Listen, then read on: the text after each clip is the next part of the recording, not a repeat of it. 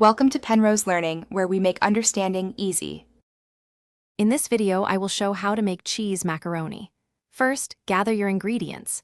You will need 8 ounces of elbow macaroni, 4 tablespoons of butter, and 4 tablespoons of all-purpose flour. Also, have 2 cups of milk and 2 cups of your favorite shredded cheddar cheese on hand. Don't forget salt and pepper to taste. Having everything ready makes the cooking process much smoother and more enjoyable. Next, let's cook the macaroni. Bring about 6 cups of water to a rolling boil in a large pot.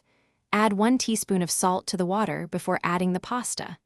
Cook the 8 ounces of elbow macaroni according to package directions, usually for 7 to 9 minutes, until it's perfectly al dente. Once cooked, drain the macaroni well and set it aside. Now for the star of the show, the cheese sauce. In a separate saucepan, melt 4 tablespoons of butter over medium heat. Whisk in 4 tablespoons of flour to create a smooth roux, cooking for about 1 minute. Gradually pour in 2 cups of milk, whisking continuously to prevent lumps. Bring it to a gentle simmer, then remove from heat and stir in 2 cups of shredded cheddar cheese until completely melted and creamy. Finally, it's time to bring it all together. Pour the warm, luscious cheese sauce over your drained macaroni.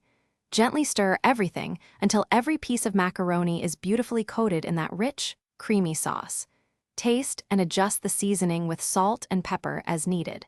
Serve your delicious homemade cheese macaroni immediately for the best experience. Enjoy every comforting bite.